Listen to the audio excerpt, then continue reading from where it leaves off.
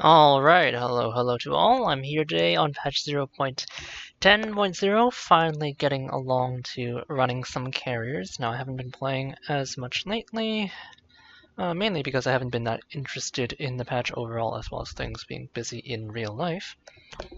However, seeing as things have settled a little bit, I'm finally getting around to doing a carrier commentary. You see here on screen, we have the Tier 8 British tech tree carrier Implacable in front of me.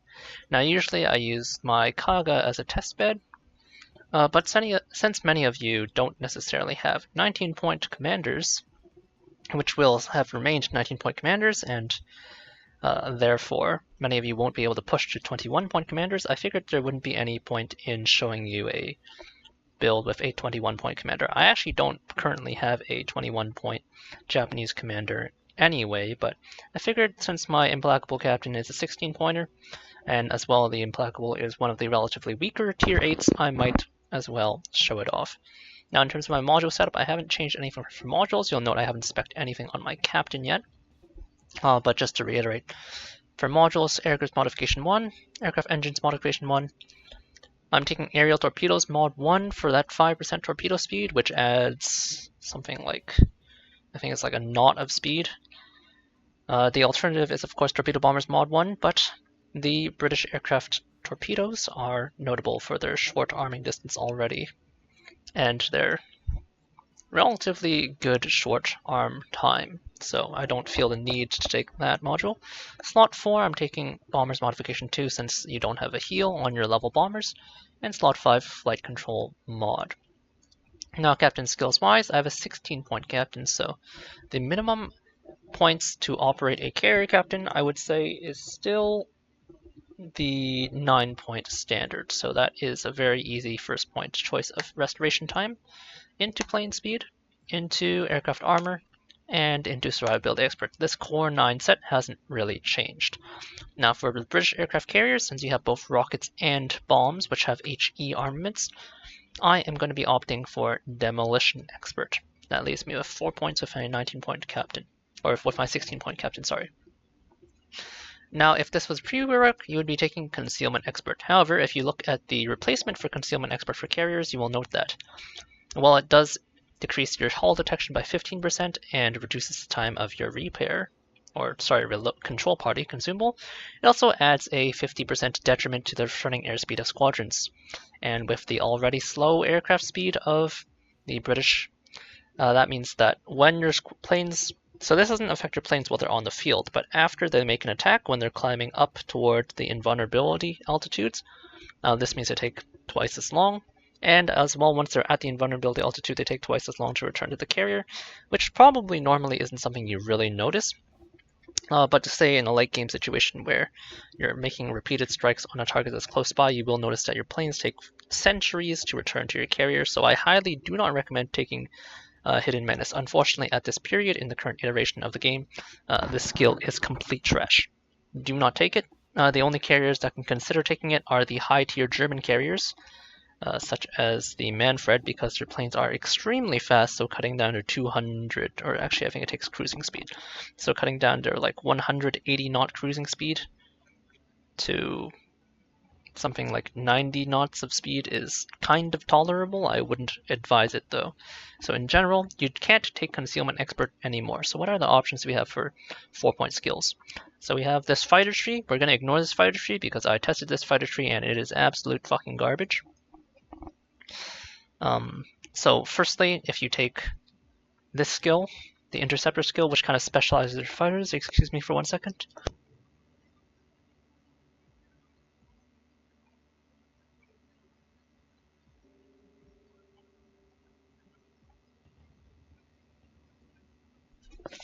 Okay, sorry about that. Not restarting, so we're just gonna have a short interruption. So firstly, if you go down the fighter branch, you will see you get plus patrol radius, not bad. Plus patrol fighter consumable, okay. And then you get to this slot 3 interceptor skill, and it says patrol radius plus 10% again, that's good. Invulnerable against hostile fighters, okay. Does not attack hostile fighters, okay, you want that as well if you're going to use fighters to intercept strike squadrons. And then does not spot hostile ships, well, that's pretty fucking bad, since at least in the current iteration of the game, in this very selfish random battles carrier, you won't be able to spot with your fighters. Keep in mind that this interceptor, even though it's invulnerable to enemy fighters, can still be shot down by enemy surface ships. So not only are you not able to spot with them anymore, they kind of just lose some utility. In exchange for, in total right now, we spent 6 points to get plus 20% radius, which is honestly not that much, and a extra charge. And then if you go to the final, enhanced reactions, we're going to spend 4 points, and it says time before attack, minus 80%, so they're going to be much more responsive to planes just touching into their orbit for a brief second. That's good. Arrival time plus 50%, so the default arrival time of a squadron is about 6 seconds, so it goes from 6 seconds to about 10 seconds. Roughly 9 technically, but let's just say 10 seconds. That's kind of poor. And then most importantly, action time of the consumable, minus 25%. So if you specialize into these fighters, you get these fighters that can't spot shit, that only last for 45 seconds, which, if you ever played a game of World of Warships, 45 seconds pretty much passes by in a blink of an eye. It's not even going to cover one strike, and you can't like preemptively, you have to preemptively drop these squadrons, so you give very, very good air coverage for a reduced amount of time, at the expense of spending 10 points. It's honestly kind of crap. So having tested it out, it did not work for me. If you have better personal results, go right ahead. But for me, all I can say is that I could not get that to work. Like I said, Hidden Menace, complete crap. Enhanced Aircraft Armor, minus 25% to AA Shell Explosions, recommended skill, recommended my butt wargaming. So this is basically reducing flak damage now. The slow and large squadrons of the British aircraft are somewhat vulnerable to flak, but you're no FDR. This is basically a skill just for the FDR. So if you're not FDR, please do not take this skill. It's a waste of time. You can't take this skill. Oh, actually you can, it just doesn't recommend it. This skill is basically only for Graf Zeppelin. If you're not named Graf Zeppelin, I would not recommend taking this skill either. It's a complete fucking meme. Proximity Fuse. Anti-torpedo protection negation plus 10%. So what does this actually do? It costs 4 points, so it looks pretty good, right? So when you hit a torpedo bulge, we'll use the best bulge in the game. Where is the Yamato? So when you hit Yamato bulge, your torpedo damage gets reduced by its bulge. So this should be in ability. Torpedo protection 55%. So the Implacable has a 5,000. Actually, I think it might be 4,900. Okay, whatever. We're going to use 5,000. It might not be actually 5,000, but we'll approximate.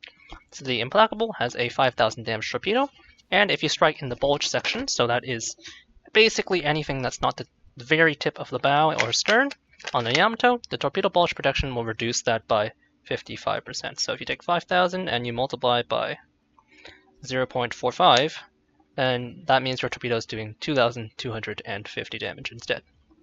Now if you take this 4-point skill, which slices and dices through 10% of bulge protection for a whopping expenditure of 4 points, then you will cut through 10% of that. So I don't know the exact math, but let's just pretend that it's just additive. So instead of facing 45% bulge protection, you'll take, instead of taking 55% bulge protection, you'll take 45% bulge protection. So the math goes from 5,000 times 0.45 to 5,000 times 0.55.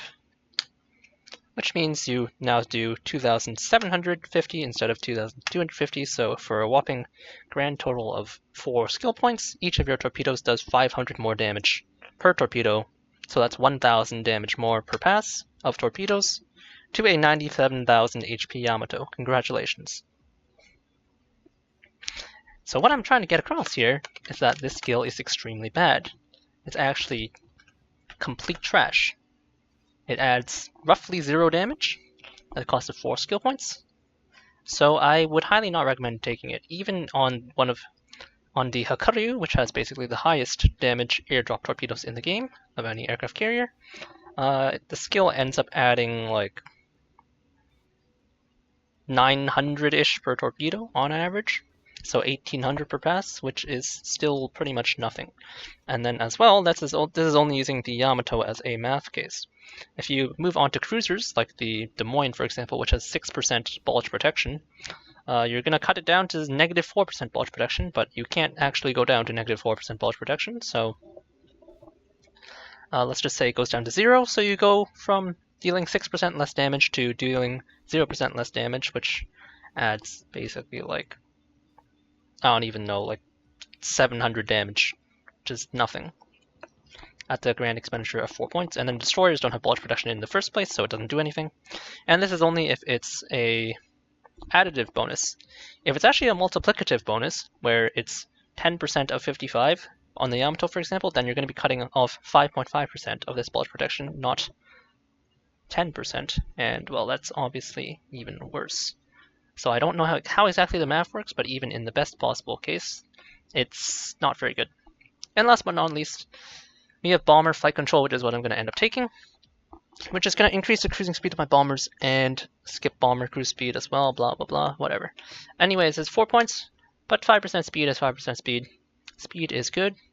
Now, this is obviously best on very fast squadrons, such as the Hakuryu dive bomber or the Manfred von Richthofen dive bomber, but all in all, if you have a bomber squadron that you use a lot, aka if you're a carrier and your name is not Graf Zeppelin, because Graf Zeppelin's dive bombers are terrible, because all the rest of the skills in this tree are so useless anyway, you just take this.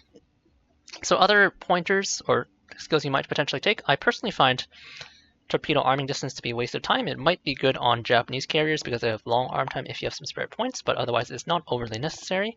The new torpedo acceleration, which is something the Americans and British used to take, is no longer a flat 5-knot bonus. It's a 5% bonus, and 5% of your torpedo's 35 knot base speed. Remember, I'm getting 2 knots from the module, is another 2 knots. So it'll add another 2 knots. Big whoop. I'd rather have speed. The alternative, of course, is to take Repair Specialist, which adds a repair party charge and an extra second of invulnerability, basically, or half second, because it adds 10% to a 5% or to a 5-second action time consumable. So this is actually a pretty good choice in long games. It'll give you an extra charge on your torpedo bombers. This is pretty generically good. And then Site Stabilization is a good thing to go back for if you have some spare points, because the rest of the tree is crap, but the 1-pointers are pretty valuable. There's still Last Gasp and Improved Engine Time. Now, I would be taking these if I had more points, but I don't. So, just for reference, so we're at 16 points, so we have 5 points left, so I'd probably go Site Stabilization just to get slightly faster arming time for a little comfort into either the 2-pointer or, more likely, for me personally, Last Gasp and Improved Engine Boost. There's also something to be said for taking all 3 of these 1-pointers, so engine cooling reload time, engine cooling consumable, and then Last Gasp as well as a heal, or taking all 3 of these with the torpedo speed if you really want it, or taking Last Gasp plus torpedo speed plus heal. It's really up to you. British carriers don't really need Site Stabilization. It's only particularly good on dive bombers that require precision, and they did half the bonus. It used to give 15% aiming time bonus to dive bombers, which is why it was very good for the Hakuryu and Manfred, in my personal opinion, but they nerfed it, made it only 7.5%, and now it's a 3-point skill, so make of it what you will. I'm going to be going for Site Stab into Last Gasp into Improved Engine Boost duration, not cooldown time. So things to note with the new carrier build, we're basically the same as before, so except we don't have access to Concealment Expert on carriers anymore, so carriers that had Giga Concealment, like the Kaga at 9.9, are going to be slightly less stealthy. My Implacable, in particular, is going to have 14.5. I didn't have CE on her before when I ran her, because I have a 16-point commander, but it was going to be my last skill, but now I'm just never going to have access to it. So do note that carrier detectability has gone universally up. So you're going to have to be a little more careful with your forward carrier theory, and also in the early stages of the game before you get into a position behind cover, you're just going to have to be more aware, especially when you're bottom tier, because high tier battleships can and will blast you with Deadeye. And even though you have some armor when you play Implacable, when you play some other carriers like Shokaku or Lexington, which are very large targets with very little armor, you're going to get shot at. And you're going to get shot at a lot. This might make concealment module on your hull kind of more attractive for some certain carriers. But outside of Kaga, I still don't think that any carrier can really afford not to take the extra 2 deck space slots, so that's just my 2 cents on that. So just be aware that you're going to be more detectable. Okay, so popping into this game. Okay, we are thankfully top tier, so this is actually not going to be that bad. We're against a Shokaku. There's some battleships, Massachusetts, Australia, Florida, New Mexico. Annoyingly, the Florida and Massachusetts have 38mm middle deck for my 32mm penetration bombs, but it's a top tier carrier game, so not worried at all. It's hotspot domination, also known as bees to honey if you've ever reviewed the replay files. I'm just going to move to the middle of the map with my hull and start off the match. Now I chose Implacable, as I said, instead of the Kaga because it's a texture carrier and also one of the less powerful ones. Nevertheless, we're going to be starting off the match by loading our Supermarine Sea Fires. So we're looking for either the Mahan or Fubuki. There's the 3-cap version of Bees to Honey, and I have a Mahan spawning in center and Fubuki spawning to my left. So the spawns are left and center because none of them are in divisions, which will alter their spawn positions. Supermarine Sea Fire, this guy's pre-dropping by the way in the Shokaku. There's absolutely no reason to pre-drop when you're top tier because there's no heavy AA threats. The Florida is basically the thorniest AA ship in this game when it pops its def AA, and otherwise there's nothing of note. And even then all you have to do is turn yourself around because, well, you're a tier 8 carrier, so you have more than enough HP to tank the vast majority of the munitions that can be coming your way. Ismail pops up. Hypermogami, so no healing cruisers either, notably. There's a New Orleans. If I cannot find a destroyer, I'm going to hit that New Orleans, because the New Orleans is a tier 7 cruiser, and that means he does not have a heal. Don't want to waste too much time. It's a random battle, so scouting is less important. Looks like the destroyer here fucked off. I'm going to just quickly screen this edge here. If the Fubuki, if whichever destroyer spawned center went in toward A-cap, he will have swung that way. So I'm not going to get a good strike here, obviously. You can see the reticle is not going to be well aligned. New Orleans dumping a fighter. I'm just going to be on my way. Okay, looks like the Mahan is actually AFK. Or something. That doesn't bother me. You can see the 2300 HP of the Supermarine Sea Fire. More than sufficient to get some shit done. Looks like he just loaded late. Finally lose that last aircraft. But 4 rockets into the Mahan. I apparently missed the New Orleans, by the way, because of the bad angle, so not very great there. So we know the Fubuki's inside of A, and we know the Mahan is just loading now. 2 cruisers on the enemy side, pushing pretty recklessly in. I've seen the vast majority of the deployment, including the Ismail, New Mexico, and Richelieu, which are the main threats to my hull, so I'm actually going to push in towards C and try and wrestle control of C. I have a fairly large force at A. We're currently losing it, because the destroyer's not quite brave enough to go in, but that's fine. We're currently taking B, so all I have to do is stop these cruisers from taking C. I know the Mahan was last spotted heading toward it, but I'm just going to try and spot out whatever's in here. Could be a Pensacola, could be a Mogami. Either way, don't like that. Now the Pensacola is actually a fairly good AA ship for tier 6, except I'm a British aircraft carrier with extremely tanky aircraft. Hit some flak there, and as you can see, the low tier flak doesn't do anything to me. If I pop a heal here, my squadron's basically going to be invulnerable. You can see those new slower torps are a little more of a hassle to land. This relatively slow 30-knot Pensacola, easily dodging my torpedoes. As I mentioned, I'm a little rusty, haven't been playing, so my apologies there. You're going to see my ugly first pass.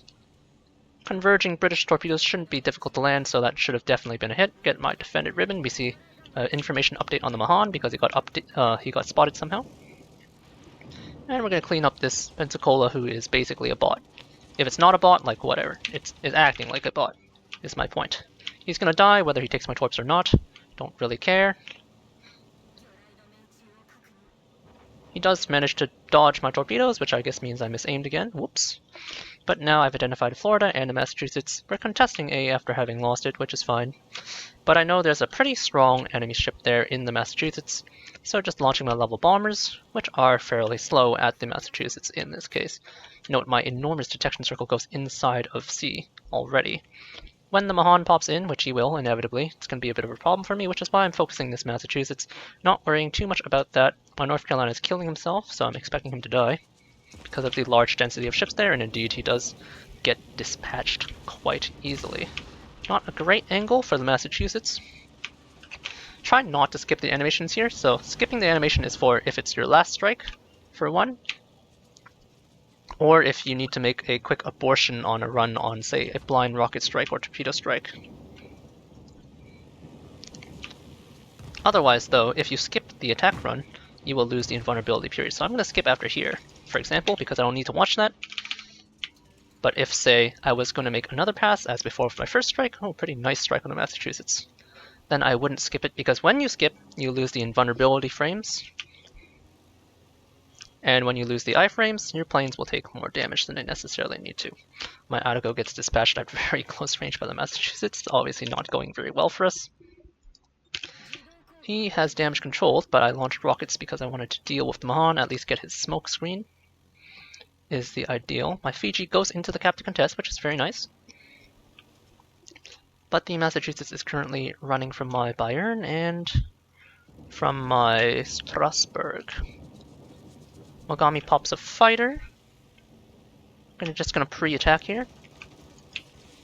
Not a great angle, just gonna F out because that fighter is gonna tag. Otherwise, if I try to make another pass. So that's that fleeing Massachusetts. He's the biggest threat to me.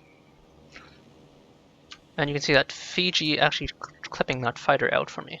I'm gonna try and harass that Massachusetts, moving my hull a little closer, quite boldly. He's still pretty high HP, unfortunately. Smoke screen from the Mahan means that... Okay, something is out of the smoke. You can see I was spotted briefly, even though I wasn't in the Massachusetts range yet. So Mahan just extending his smoke, I guess. Alright, he's threatening my Fiji, so I'm going to divert for a second, popping my heal here. Don't know if I have the arming distance. This is where that 2-point perk for extra or shorter arm distance would be nice. So I can abort here if I want to. But I'm just going to make use of my iframes. It's not like the Mogami has great AA. You can see him slowly trimming one plane down, but kind of flew through completely. Make use of that short arm distance. Mogami is a very fast cruiser, much faster than the Pensacola from before, just as an example. He's going to try and turn out. So we're going to mash turn. Do manage to connect both because of the converging nature. And now slamming down on the air brake. Can we get this in? Okay, I missed because I'm trash. Like I said, I'm a little rusty. I did not abort the drop, however, because there's only 3 aircraft left in the strike package. Okay, I didn't make a wide enough circle again. Mogami dumping some AP into me. Probably some torpedoes too. So I lost an extra aircraft because I had to make a second circle. Okay, I don't know why my carrier is not at full speed. Just gonna dump that torpedo into the water, finish off that Mahan with some rockets.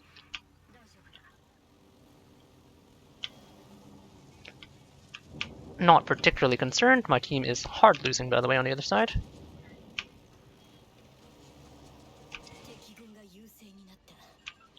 Rocket's still a formidable tool on the Implacable. Looks like that's a permanent fire. He's gonna burn to death. There you go. There are the torpedoes from the Mahan. Just gonna slam these in to eat that fighter. As long as I get the 2 rockets off before the fighter tags, I don't really care. Got my fighter torpedoes off, or sorry, fighter rockets off, got my fire. I am spotted for these battleships who are probably going to angrily shoot at me. We lost a cap to the Mogami, which is absolutely embarrassing, but what can you do?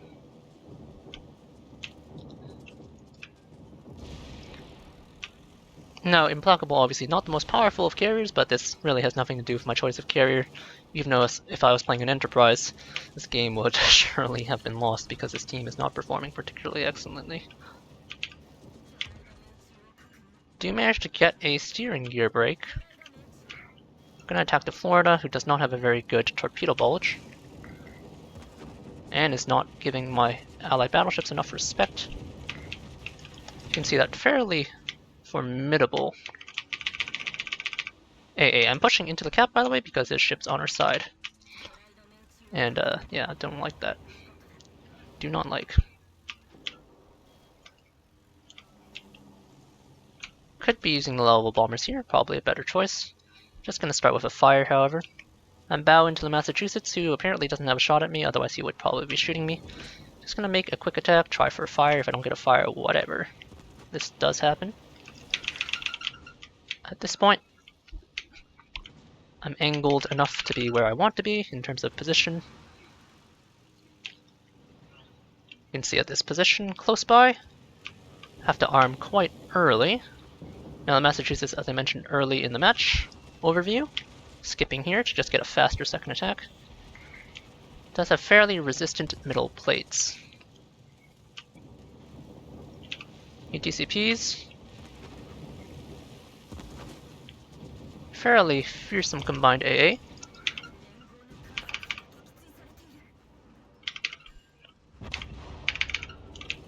Okay, so you can see this Massachusetts is quite nearby, so after leaving the hull, I actually have to turn away from him for a little bit, jamming the air brake as well.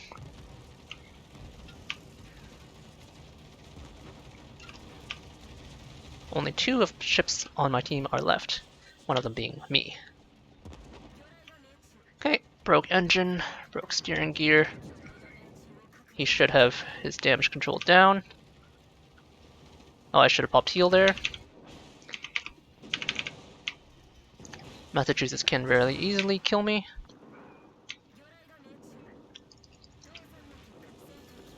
Okay. And my hull goes down. Still 99,000 damage though. Do get my frag here. And this doomed game is quickly coming to an end. Took a fairly forward position. My Fubuki not very useful, but he does find the Shokaku. And you can see this Def AA is actually chewing through my quite tanky level bombers relatively quickly. But yeah, still pretty much the same after the gap in Rework. Nothing much really changed. Unfortunately, this guy has his DCP up, so my last ship is just gonna die quite slowly. He's a 2 HP Fubuki versus a Shokaku with some very, very angry rocket planes, which are going to dispatch. Okay, well, the Shokaku should have dispatched him before those torpedoes could even touch him. But don't worry, he can see where the Fubuki is, so secondary is popping off too. Okay, Shokaku taking his time. Apparently he's concerned, and he's so concerned that his automated secondaries get the Fubuki before his rockets can, which is kind of embarrassing, but it is what it is. So we're going to lose in this game, but we did deal 106,000 damage, 12 torpedoes, 31 bombs, 4 incapacitations, 2 kills, 8 fires, 3 floods, and a defended ribbon. 39 rocket hits. Top tier game. Sadly, not too much I can do about it. My team threw themselves into the meat grinder, and we have some of our lower tier ships who are like, I am bottom tier, I can't do very much, who honestly are just not as capable of players at the bottom, so that is what happens. Now, damage distribution wise, bulk of my damage coming from Torpedo Alpha, which is something that will happen with British carriers. When you have a good game, you can get your bombs to deal more damage, but it really does vary. But yeah, the captain build fairly straightforward. This game, the detection change didn't really cost me that much. The game was just pretty much over due to the inability of my teammates to get things done. But those games are going to happen to you, unfortunately, whether you like it or not.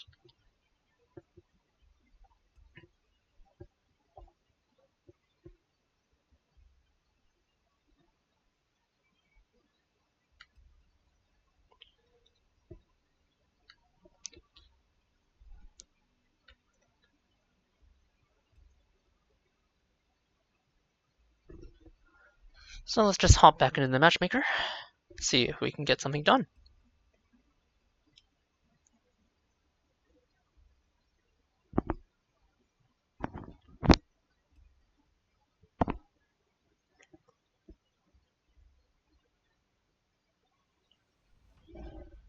Okay, top tier again. So we're on trap domination this time, still using the same build. There's really nothing to vary or experiment with. Carriers overall came out of the Captain rework pretty much unscathed. Some of their skills changed, but most of their new skills are kind of trash. Especially the air superiority interceptor type skills. I tested those skills, by the way, on the Indomitable, the Implacable's half-sister, which has some of the fastest fighters at her tier, which are extremely powerful. And it was a complete waste of time.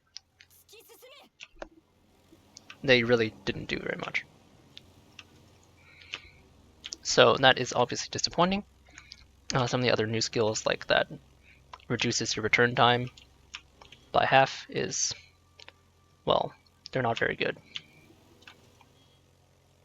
That's pretty much the summation of my assessment on a lot of the new skills. They're not good. It's kind of sad, but it is what it is. Maybe some of the less experienced players might get debated into taking some of them, but I overall think that most of the old new skills are crap. Most of the reworked old skills are still the best in-slot choices, and any illusions you might have about this Captain rework encouraging more skill variety, well, it's a scam. So I would want to scout in front of there normally, but there's Talanin and Alabama there. And I don't have any information about the destroyer spawns because my destroyers are divisioned, so they both spawn together. So I'm just going to make a preliminary scout north. The Vesteris is kind enough to leave his AA on for me. So I'm going to get a nice early warning. Still get a pretty decent strike considering he angled outside of the strike zone. He's going to continue his turn, more than likely, so I'm going to... Oh, no, he's aborting.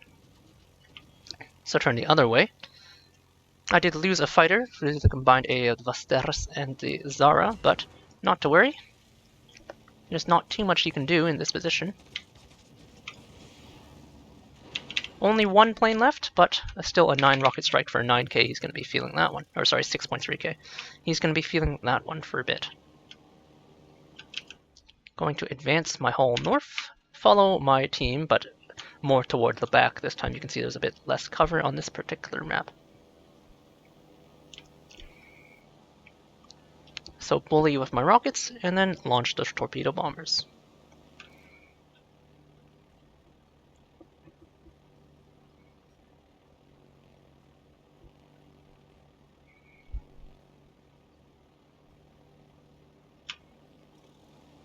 British torpedoes, as we saw, quite slow. Vesteris made his way back into the cap. Oh no, it's the Zara. Okay, I was going to say that's relatively unlikely unless you're reversed back in. Now this guy does have that smoke screen, which he's going to make use of, but forcing a smoke pop is not bad. Just going to aim ahead. Oh, and I spot the Vesteris on the way as well. Popping my heal here to resist damage. Looks like I missed on the blind drop. This is going to be fairly close, even with the air brake up. My goal is not necessarily to hit him myself. If he turns out at all, he's going to give time for my torpedoes to arm. And if he doesn't respond, okay, I didn't get a narrow enough convergence. But I'm just going to keep lighting him up. Armed quite early. This time I'm going to get convergence.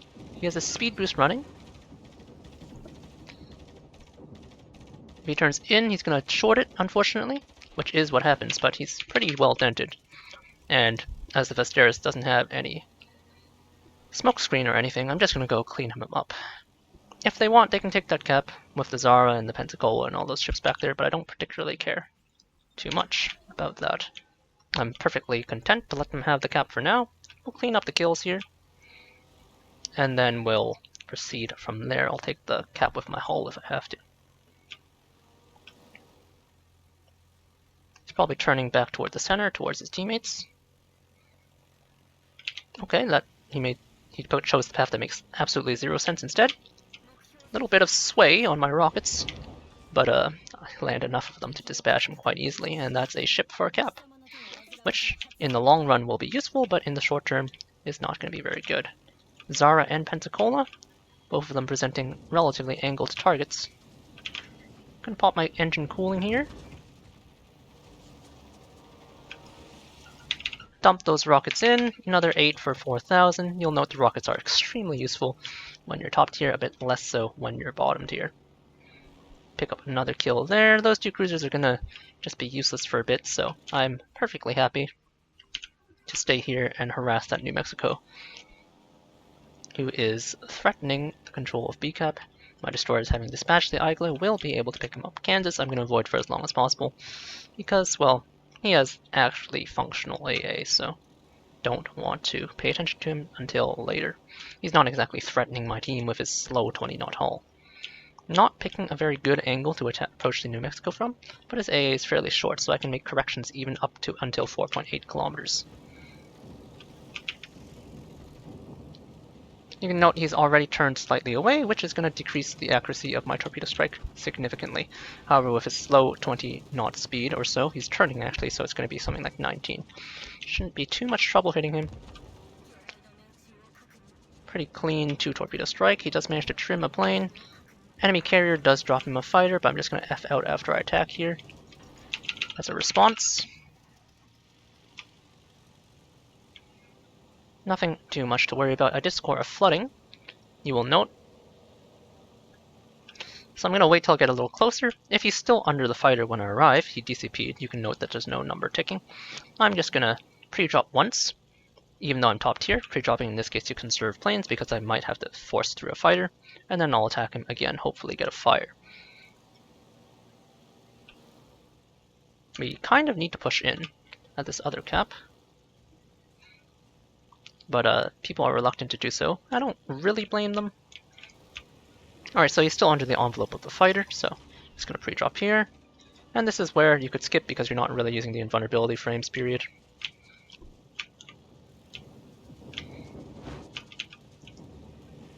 Arm the attack. And, okay, that fighter already faded. It's a distinct possibility that enemy carrier might be using that terrible, terrible air defense skill, so no fire unfortunately, but I do get full pens on that tier 6 battleship. Coming around, just going to try for a fire. Doesn't look like I'm going to be able to get a 2-plane strike unfortunately. You can see that wide area of the Implacable, not really helping our case. I do get my fire though at the very least. So there is that. My team is finally pushing in, so I can also push in. And at this point I'm going to focus down that Kansas. He's now the highest threat to my teammates who are here in the north, and I want to force them to go south and face the rest of the enemy team. So the easiest way to get your teammates to go where you want them to do is to just kill everything in front of them. And when they have nothing left to kill, they usually will go toward other things that you want them to kill more significantly. 11,000. So still fairly durable, don't have too much engine boost left. He's healing now, so I am going to help them finish him off in a full turn. So he's going to full turn probably toward me, is my best guess. He's on fire. If he just holds his course, he's going to die to the Odin, and that is actually what happens. So at this point, I'm actually going to F and just relaunch because my carrier is closer to my next target than my current squadron. So don't need to go toward that cap anymore, so I'm just going to go above the central cap with my 30-knot hull. Alabama threatening that angle, by the way, so that is the nearest threat that I have to be aware of. Zara and New Mexico is slightly closer, however, so those are going to be the targets of my ire. My Duca d'Osta and Arizona and New Mexico holding that flank quite nicely. Now, if I was concerned, I could have gone north around that island if you look at the minimap first, but I'm not too concerned. I am going to get spotted soon, though, so I changed my mind. I am actually concerned that the Alabama might blap me, so it is what it is. You can see collision risk warning. Not a fan of the new detection or collision warning or whatever indicator, by the way. I think it's complete crap. Get a double fire, even though I only connect 3 bombs. I'm gonna cruise outside of range, see what happens. Okay, he does DCP. Oh, he doesn't DCP, it's just a rendering thing. So I guess he doesn't have it. So he does a lethal double fire. So in that case, just gonna re-engage onto the Zara. Okay, he DCPs now. Kind of tragic for me. Using the invulnerability frames to bring my ship around, or bring my planes around. Okay, he does end up getting dispatched. 1800 HP. Normally I would have just F'd out, but I wanted to see if I needed to finish that off, potentially. Zara A is pretty bad, but it's not that bad. Okay, successfully diverted my course. Alabama and enemy cruiser are in the cap, so I can just hide behind this rock here that I'm circling now. Launching rockets probably would actually be better to use torpedoes in this situation. You can quite clearly see we have pretty firm control of this game. Only going to be making one strike into that kind of match. Or into that kind of AA, so you can pre-drop here in this particular case. Knowing how much damage your squadron can take and how many attacks you're going to make is pretty important to making those kinds of decisions. Just continuing to bully as a top tier carrier, obviously.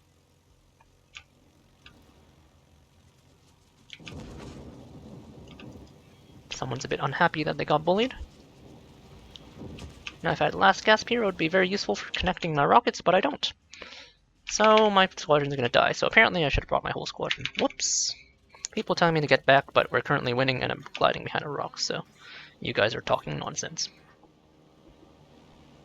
Pretty entrenched Alabama there.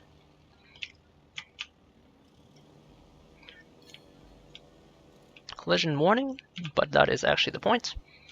Now with the rockets, I wanted to attack that cluster, that Talanin in particular, because it doesn't heal. But with my torpedoes, I'm just going to go after this Bismarck. He's far more isolated, and has inferior AA to even just the Alabama alone. People still telling me to get back. They don't really understand how carriers function or something.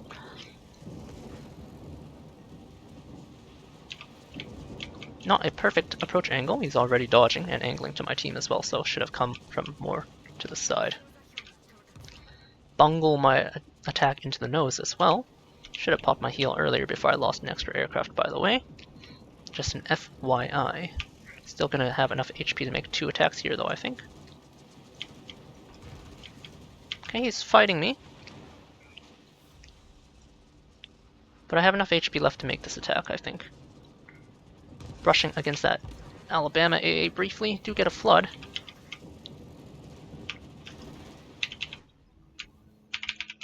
Full level bomber squadron. And I do score that 1 extra hit. He DCP'd.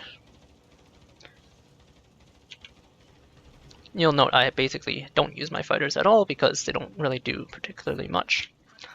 Far more useful as spawning tools. That is the unfortunate state of the fighter design in this game. I do not find them to be a particularly useful consumable for fending off enemy air assault. I was trying to fight for the Bismarck angle. In the end, it would have been better if I just went straight in. Turns out, he's already been fired as well, you can see, versus even slightly angled targets like that angled Bismarck there, not particularly effective. Okay, I'm not even going to be able to get this squadron in. My teammates are now throwing themselves into the meat grinder because some people don't understand how to push and how not to push. But it is what it is. I think there's going to be enough distance for me to actually damage that Talon in there. If he keeps reversing and angling, however, I'm probably going to have to go for a bow hit. This is where the converging British torpedoes are useful. Giving myself a significant amount of distance. We'll see how well he dodges those. Do manage to score that bow hit. 200 HP to Lonin. He's probably going to die, but I'm going to make sure he does by expending these. Don't need to watch that. Don't have a full torpedo bomber squadron, so I'm going to lift off the level bombers instead. And at this point, it's just a cleanup crew. Not as much damage this time because I spent a little more on some lightly armored cruisers, not so much on the more heavily armored battleships, which can feed you more damage. But there's still Normandy and Lexington, so you never know. This squadron is an extremely efficient anti-carrier or anti-flat-top squadron. I'm going to use the invulnerability frames because I'm actually going to fly past that middle deck of American battleships resisting the 32mm armor penetration. I'm just going to cruise over.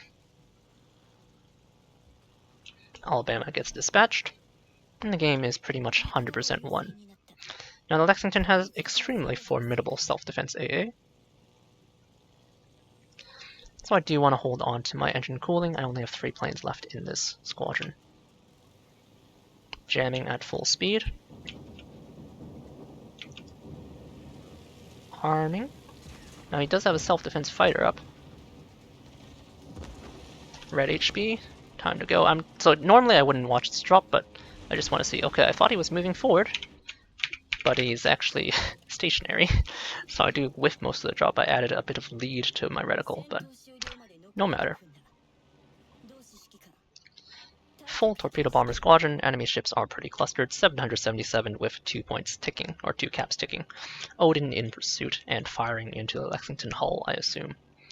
Means that this game is probably not long for this world. Lexington attempting to defend himself, but not doing a very good job of it.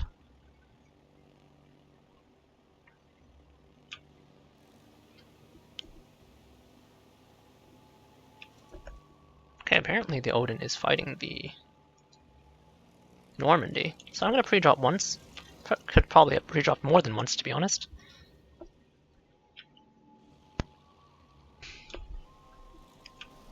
Because I'm going to dive through this fighter.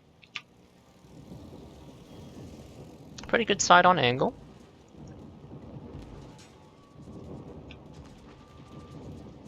Just holding. He's going to accelerate if anything, so put them in slightly forward. Do manage to get my 2 connections? No flood, however. Just shy of 6 digits again. 4 level bombers is the perfect amount. This pretty much guarantees you'll get your 2-plane attack off.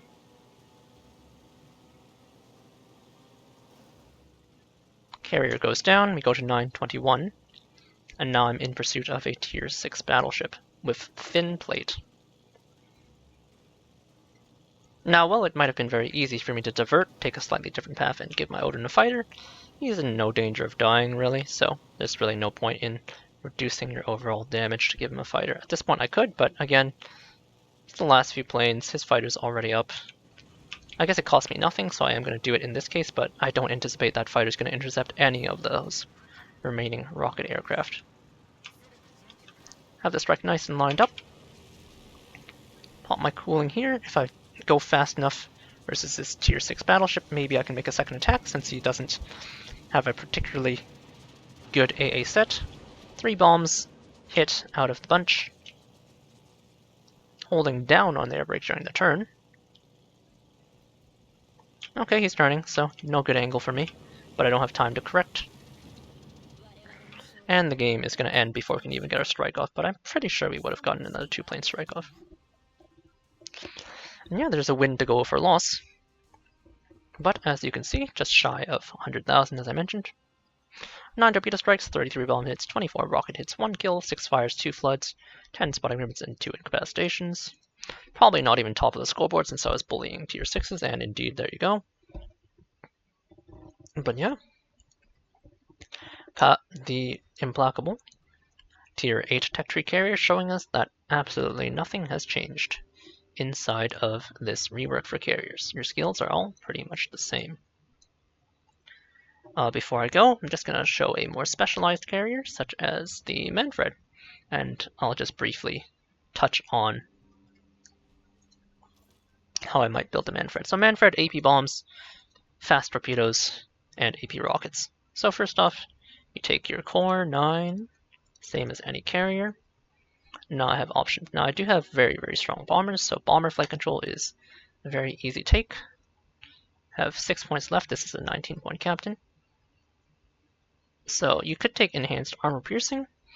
This adds 3% rocket damage and 3% bomb damage, which ends up adding not very much, to be honest. So 3% of 1690 per rocket. So I think it actually tells you how much damage it will deal. So it's 3100 right now, and if I hover this skill, it goes to add 93 damage. Congratulations. And then for the bombs, it adds 264 damage per bomb. Not particularly special. I would much rather have last gasp. Improved engine boost is great as well. So rather than have 93 extra damage per rocket, I'd much rather have site stabilization. for any thorny targets. And now I have up to 3 points left. Now if I don't take last gasp or something, I could take another 4-pointer. I could, meme and go for secondaries. Because the secondaries, well, they're not grass upland secondaries, are still pretty good. But I'd much rather have the improved engine boost duration, so I still have 3 points left realistically. So what I would probably do is go into this last point here and get the extra heal charge, because this extra heal charge is extremely good on German carriers. Because you have heals on both your torpedo bombers and dive bombers. So double value on this 2-point skill is exceptionally powerful on these German carriers. So I have 2 points left after that. So like I said, I'd take 1-pointer and 1-pointer, but this would be my 19-point captain built for the Manfred von Richthofen. So this is something a little more specialized, as you can see. Still no concealment expert, so this thing used to have like 12.2 concealment, now it's 13.6, but tier 10 carriers are very heavily armored. So, but yeah, this is how I would do it. I'm not actually going to spec it because I'm just going to wait till that respec period is over and then pick a finalized build in case I have any changes. But currently, as of this moment, that's how I would spec the Manfred for something even more specialized like the Graf Zeppelin. So remember, Graf Zeppelin has this secondary carrier. Please note that thanks to not being able to take Concealment Expert anymore, you're going to have a detection of 15.7 and 17.7 when your ship is on fire and 11 from the air, so not very stealthy. First off, though, take your carrier skills. I don't care what else you take after, but you need to take your carrier skills core 9. I'm a secondary memer, so I want my extra secondary firing range, and this 2-pointer is something else you can take, but honestly not worth it. It does give some pretty good AA benefits, but honestly a waste of time. So Graf Zeppelin, 6 points left. I could put skills into my bombers, but honestly it doesn't do anything. My torpedo bombers are the best squadron anyway. Graf Zeppelin bombers are kind of slow in terms of arming time, so there's something to be said about taking sight stab. You could take Demo Expert, but only your rockets are HE, so kind of pointless. The extra heal charge is pretty attractive again, even if it's just for torpedo bombers. Torpedo bombers are your best skill, or best squadron.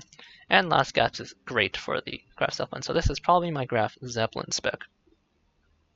Not too much different from the actual Manfred, but because the Graf Zeppelin dive bombers are so unreliable, there's no point spending 4 points on these unreliable bombers. You're fast enough already anyway. And I'd finish off with, the torpedoes are so slow, so adding the 2 knots of speed, but because you have to put into secondary, because the Graf Zeppelin spends points on secondary range, into slot 3 for modules, getting an extra 2 knots of speed back wouldn't be that bad. So this is probably how I would round out a 21-point Graf Zeppelin captain. For the Americanos, okay, I don't currently have an actual American carrier. Well, there's a couple of different American carriers, including this guy over here. So like if you have the FDR, I do have a 21-point captain here. So if you have the FDR, this is my FDR spec, so regen into speed, into aircraft armor, into survivability expert, into speed, into anti-flak damage. The squadrons on the FDR are so slow and unwieldy that you do occasionally take flak. Into site stabilization, into last gasp. This is my FDR spec. Pretty straightforward. FDR is pretty much the only carrier where I feel like enhanced aircraft armor actually does anything. Otherwise, most squadrons don't take flak, and this makes the FDR extremely tanky carrier.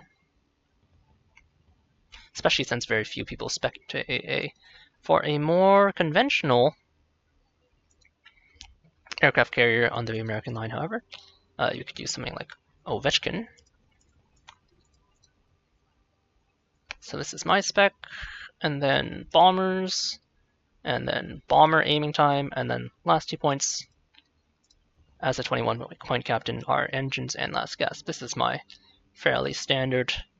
This is a fairly standard captain build for basically all of the tier 10 tech tree carriers. I would run this on Audacious, Hakuryu, and Midway. I think this is a fairly fine standard strike carrier package. Torpedo speed is honestly just, even though I used to like torpedo speed on British and American carriers, honestly the change from 5% or 5 flat to 5% has been a big detriment for them, so no longer worth it. And this is my preferred spec. I don't know how valuable 3-point sight stab is, but there's just nothing else to take. You could partially invest into some of these fighter skills, but I feel like if you're going to go fighters, you should go all in on it. Don't just randomly take the 4-pointer because you're like, I don't know what to take. So this would be my preferred spec on Midway, Kuryu, probably Enterprise as well. Saipan I would probably actually use. I would consider using the FDR captain, but this works for Saipan as well. So just mostly the builds are the same, except you don't have concealment expert anymore, so you have very, very high concealment. That's basically the only thing that's changed in the carrier rework. So yeah, hope this video was informative. I will be putting out some more carrier gameplay soon, including one for the FDR eventually. As you can see, I've played it a little bit. I actually don't particularly like this carrier. It's like a gigantic Arc Royal at tier 10, except tier 10 maps are so large that being a slow-moving squadron has a lot more detriments, but we'll get to that when I review the FDR herself. There's really no other specialized carriers. There's the Graf Zeppelin that requires that specialized secondary build, the FDR who has their own specialized carrier build, and then the rest of them can use this generic cookie cutter build. So yeah, Ouija says they did the captain rework to offer more variety to your captain skills, and there's really only 1 or 2 generic viable carrier builds, so good job Wargaming. I don't know if you can hear that, but I'm applauding into the mic because they didn't do anything. They just shafted everyone with 19-point captains and made your 19-point captains not able to spec a full captain. So congratulations. I hope you enjoy grinding out 21-point captains like me, because I had something like 40 19-point captains, and now I have 2 21-point captains. So obviously I'm not very happy about that, and it costs an exorbitant amount of credits to convert captains unless you use doubloons, so I would say in sum total, Captain Rework did nothing to carriers. And on that slightly less negative note, I hope you enjoyed, and I will catch you all later. Cheers.